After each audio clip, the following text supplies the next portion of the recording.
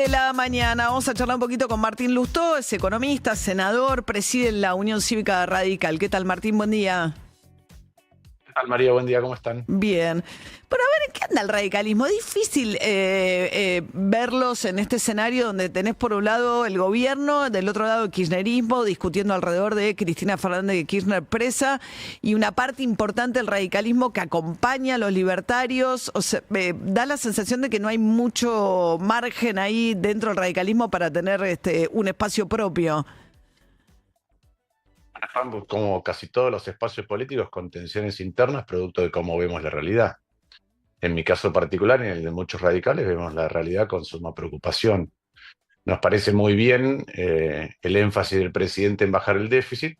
Me parece que no lo hace de una manera permanente, sino que lo hizo aprovechando la inflación que él mismo generó y que estaba alarmada, es cierto, en la situación que heredó, pero aprovechó esa inflación para hacer ajustes, permitiendo que la suba de precios no sea acompañada por las subas salariales o las subas de presupuestos. Si lo vemos por todos lados, creemos que hay sectores que han sido privilegiados, algunos pocos, y que el resto, sobre todo la clase media y las pymes, la están pasando pero muy mal.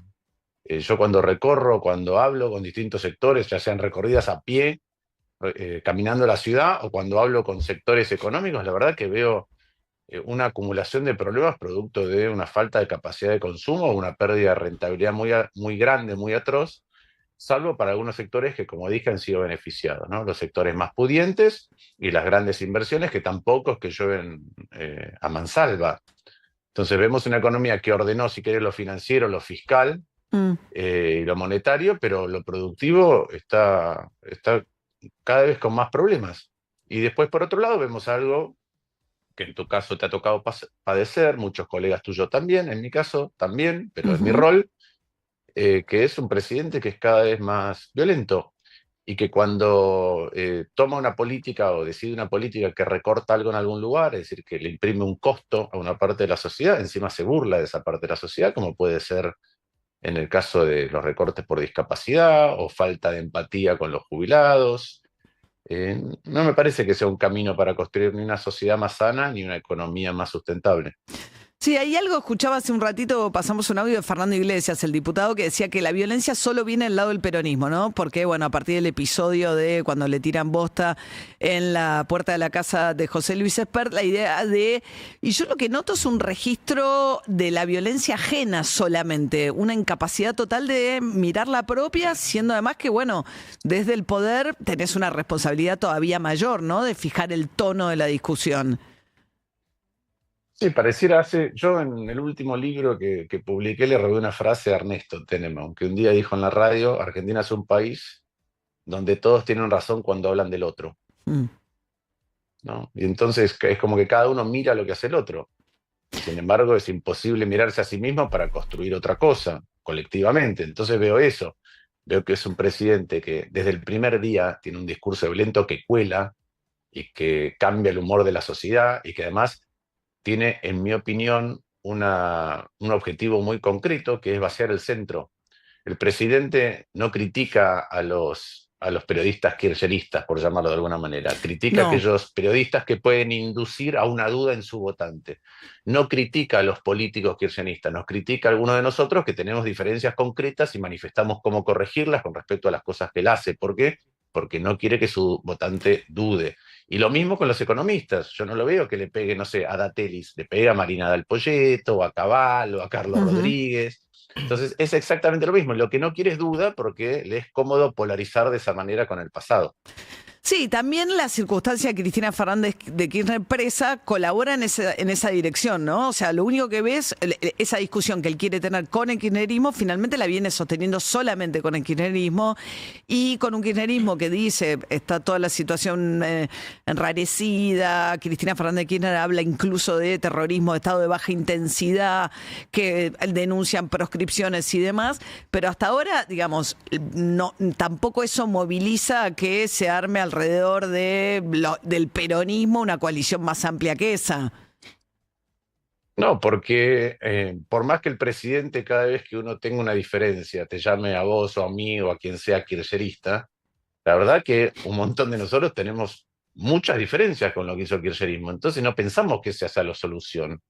Y creemos, yo en lo personal, por ejemplo, Ujú. creo que el kirchnerismo heredó un país cuando asumió Kirchner en mayo del 2003, que crecía al 10%, tenía 5% de inflación y tenía 4% de superávit primario y tenía superávit energético. Y entregó un país que no tenía reservas. En ese momento, recordemos, el país acumulaba reservas tan rápido que se le pagó 9.800 millones de dólares al Fondo Monetario en efectivo, en cash. En un momento de precios Entonces era una... internacionales muy altos, ¿no? También la salida de la es- devaluación, precios internacionales no, altos. los precios internacionales Después, empezaron solamente en el 2005. ah, De 2003 al 2005 no tenías esa coyuntura. Eran mejores que en la época de la mm, Rúa, obviamente, pero no eran lo que fueron después. Entonces, heredó una coyuntura muy favorable y terminamos con déficit de la balanza energética, con inflación 4 o 5 veces. mm. Bueno, si cuento a Alberto Fernández, teníamos 12% de inflación mensual, déficit fiscal, déficit de cuenta corriente y sin reservas. Entonces, a mí me parece que eso fue una calamidad que no llevó al país a un mejor lugar, que al principio, con la impronta que describo de la economía que se heredó, se mejoraron muchas cosas. La Argentina creció, la distribución de ingresos mejoró, la pobreza bajó, pero después cuando tuvo que administrar una Mm. economía más normal, no pudo.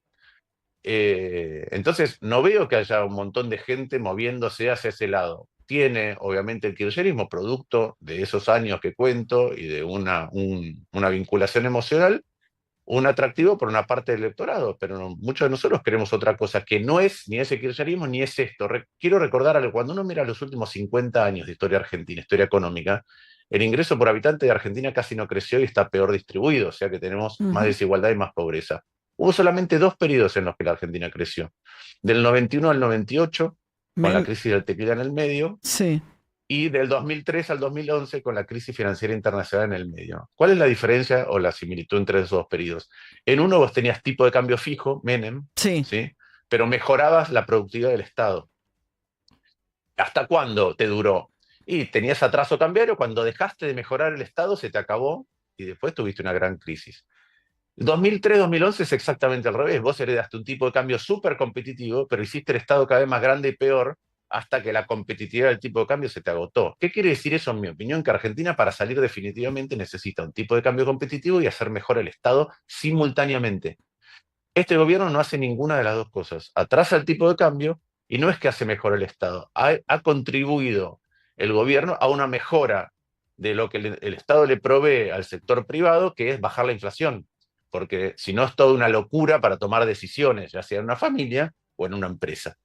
Pero ahora que eso se termina, porque en un momento termina la baja de la inflación, no es que hace un mejor Estado. Recién ustedes contaban lo del INTI y lo del INTA, no es que proponen mejorar esos institutos que tanto el sector agropecuario como el sector industrial usan muy intensamente, no Sí. proponen modernizarlos. Lo mismo pasa con las rutas, lo mismo pasa con la educación, lo mismo pasa con la ciencia y tecnología. Yo no veo que estemos construyendo un mejor Estado y tenemos un atraso cambiario. Entonces lo que veo es que eso es una receta para Mm. que Argentina entre en un estancamiento y en problemas. Y ese estancamiento lo estamos viendo empresas grandes de sectores con ventajas competitivas, llámese hidrocarburos o campo, Bioceres el otro día, ¿sí?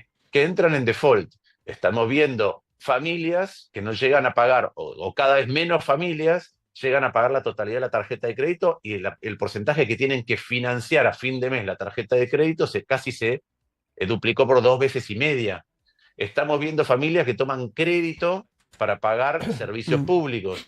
Estamos viendo que la mora en los créditos personales sube a pesar de que vos diste muchos créditos recientes. Si vos diste un crédito Ujú. nuevo, ese no está entrando en mora. Quiere decir que ahí la mora crece mientras se te expande la cartera bancaria de crédito. Y estamos viendo mucha gente que desahorró. ¿Por qué?